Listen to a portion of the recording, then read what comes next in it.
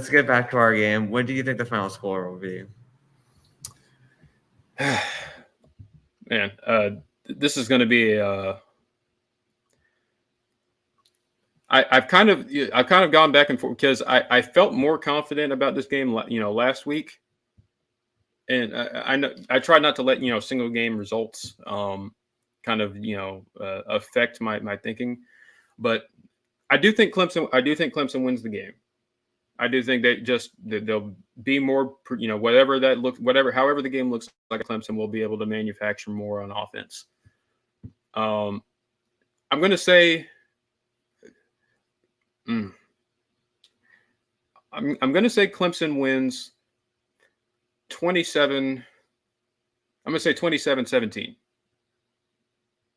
2 scores. Ooh, that would hurt.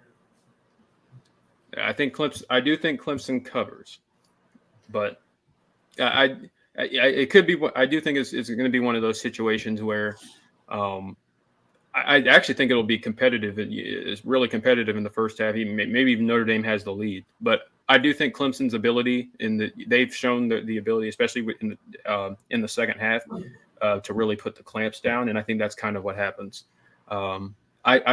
The way I see it is Notre Dame, they kind of get some, maybe they get some success running the ball, in the first half, and really kind of, you kind of getting some decent gains, and maybe it's I don't know, maybe it's a 17-14 Notre Dame game at half, or maybe they don't shut them out in the second, but something similar to that, and then Clemson, pulls away in the second half, makes second half adjustments. That's kind of what they've been all season. So I think that's kind of what it is. That you saying that scares me, man, because I always feel like we come out of the second half slow. I mean, especially like we did against Ohio State. Like we had a great first half, bad second half. But against Syracuse, we did have a good fourth quarter. Like we did finish strong. So I'm hoping we'll do that. But I'm thinking Blake Grupe will avenge himself for the miss early against Syracuse, and I do think I'm going to go 27-24. I know Wicked Bronco was kind of thinking similar to what I was doing. 28-20, yeah, pretty much the same score. Yeah, but this is a game that obviously Clemson can very easily lose. But it's really just I think it really comes down to who gets the most out of their quarterbacks, and I think Clemson has the advantage there. I think they'll be able to make the extra plays that are needed, and I think they'll and especially think, given that Clemson's coming off of a bye week, I think that helps a lot as far as game preparation is concerned. So, yeah, I think that Tommy Rees is going to have to stop calling play calls that he knows that Drew Pine can't make. Like, stop calling those. Like, only do play calls that he's had consistent success with. Because I felt like he got a little overconfident with Drew after the Carolina game, because he did make some good throws, but that was against a bad defense. So, yeah, just keep it easy, keep it simple for Drew Pine, and then get the running game going, and hopefully some yards after the catch with Merriweather, Colsey, Lindsey, and Styles.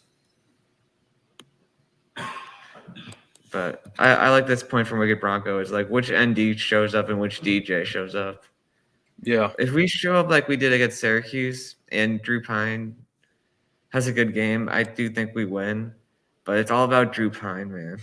It's all about him just not losing the game.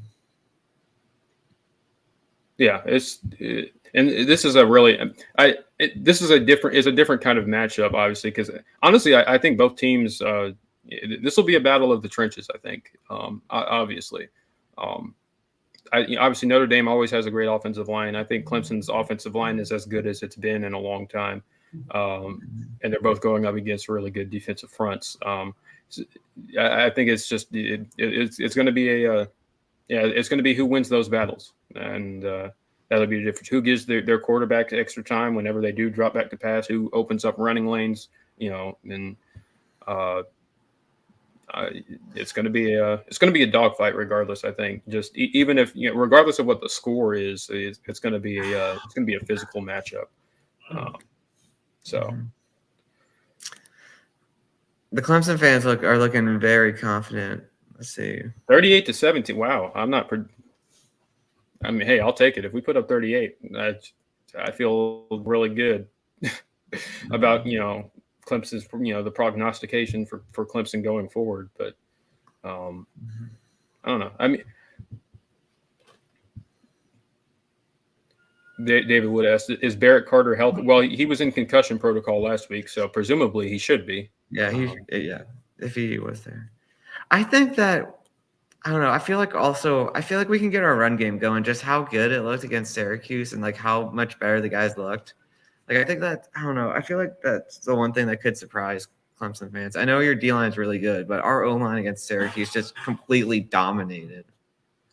Yeah, but that's a good point. But it's all about one, Syracuse's front is really undersized. Nobody on Clemson's defensive front I would label undersized. It's going to be different because and this is as far as depth is concerned. This is one of the best defensive lines Clemson has had. And they rotate a ton on that. They rotate a ton along the defensive line, so it's not really just four guys carrying the load, especially on the interior. So I'm interested to see how the Notre Dame offensive line holds up because Clemson, because they do rotate so much, and they'll be going up against more fresh bodies, especially coming off of a bye week. And I think that's kind of where the difference lies. I think later as the game rolls on, I think Clemson's defense will be pretty fresh, especially up front, and they'll kind of wear them down. What do you think of one more thing? Like, what did you think of the refs in the Syracuse game? Like, I felt like the refs were just a little shaky. Well, Like, I mean, I agree. They were shaky. I know a lot of the talk has been about that about the roughing the passer, but I thought just throughout the game, on both sides, it wasn't very good. Especially in the first half, I thought Syracuse, especially on some really key plays, Clemson, Syracuse got away with some pretty egregious holding calls, but the referees were not good that day. The roughing the passer, that was not a good call, or no call, or whatever you want to call it. But I don't think that was the difference. I don't think that was the difference of the game. I think Clemson was very clearly the better team, especially in most. I think from an offensive output standpoint, they put up for like 460 yards of offense. They ran for almost 300. I think that the difference in the game and the reason why it ended up staying close was because of the 4 turnovers. Especially when all your turnovers are happening in Syracuse territory, that's kind of the difference in the game. And especially when one of them goes back for a touchdown, that kind of puts you behind the 8 ball. And so, and that kind of happened in that first half. It was, Clemson went down 21-7, and it was like they had to claw back. If they had, just stuck with what was working, and and DJ wasn't making those poor throws, I think it's a much less competitive ball game, because on a down basis, I thought Clemson was pretty dominant in that game. I mean, I was going to say about Notre Dame fans. A lot of Notre Dame fans were complaining about the refs in the game at the Dome as well. Yeah, the officiating has been the officiating is said. Yeah, the officiating has been a problem this year, and it's been a problem for the past couple of years. They're just some really egregious and bad blunders in a lot of key situations. And I know everybody thinks this conference, their conference has the worst refs, but I think in general there's a lack of accountability when these guys make those errors, and two, they don't there's not.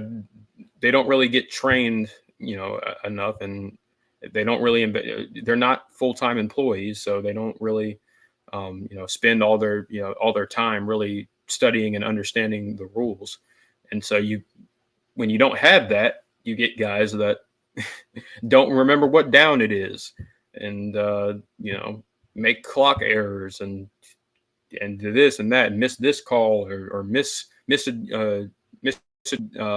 rule, or something like that. So it's a huge problem. But so I hope it's a very cleanly officiated game. Oh yeah. Obviously we both do. Yeah, I mean, this is the biggest ACC game of the year. I mean, it's not like an ACC game, but like this is the biggest game that the ACC referees are going to have. I mean, that's along what side the championship, of course. Yeah, and Clemson's trying to. What is Notre Dame's regular season win streak against ACC opponents? They haven't. It goes back to the 2017 Miami game. Yeah. Oh, that's such a bad game. Been a long time. Yeah, been a long time since Notre Dame has lost to an ACC opponent in the regular season.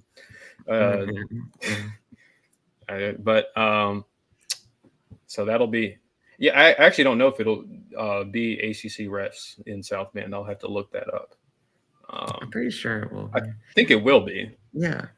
I'm pretty sure every Notre Dame game like either has ACC refs or the other school that we're playing is refs. Yeah. So you have to think. You think it would be. It's been ACC. It's two ACC teams, and in the sense that Notre Dame is, at least associated with the ACC.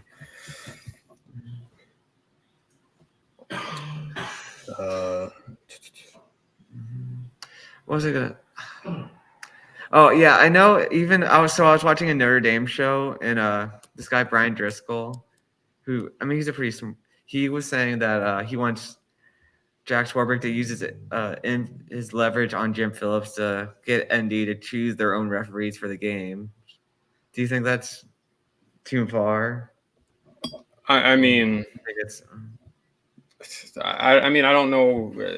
I don't know what the goal is, but I guess it's to get better refereeing. That's kind of. That's interesting. I don't know if Clemson would be very happy with that. I'd be interested to see the response from Clemson if that happened. That would be really interesting.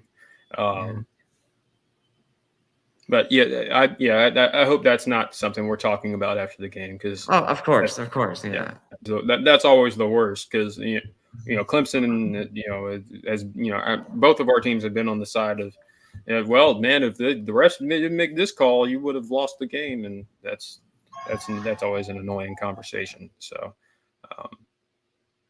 and sometimes the calls do directly affect the outcome, so you don't want that either.